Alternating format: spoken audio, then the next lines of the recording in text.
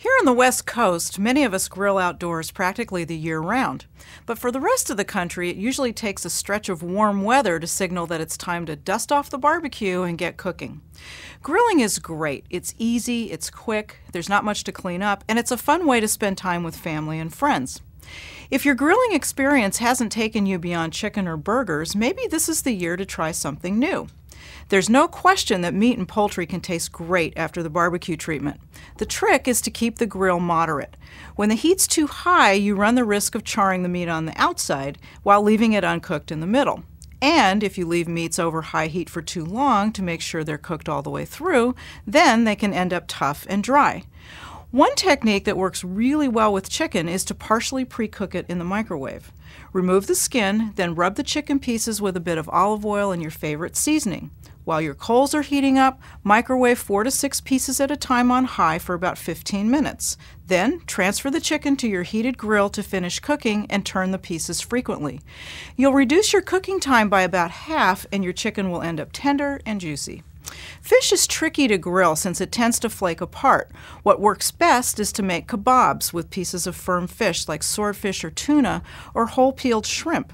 You can also grill whole fish or fish fillets on a piece of foil or in a special fish grilling basket. No need to pre-cook though, since fish cooks so quickly. While the grill is hot, why not take advantage of the heat to cook your side dishes too? You can grill almost any veggie, but thick slices of eggplant, summer squash, and onions are especially good, so are pepper wedges and asparagus spears. Thickly sliced potatoes are great grilled as a side dish on their own or in a grilled potato salad. Brush your veggies and potatoes with a little Italian dressing and place them along the sides of the grate where there's less heat, and then flip them over frequently until they're tender. If you've never grilled fresh corn, you're in for a treat. Simply pull back the husk and remove the silk, then brush the cobs lightly with a little olive oil and sprinkle with salt and pepper. Wrap the ears back in the husk and put directly on the grill. Turn them frequently and they'll be done in about 15 minutes or so.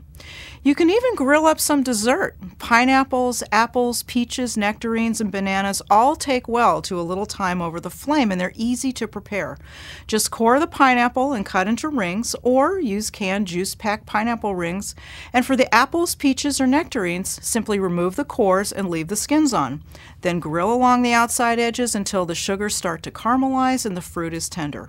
Grilled fruit is delicious on its own, but you can dress it up with a drizzle of citrus juice or cinnamon and then enjoy it on top of frozen yogurt.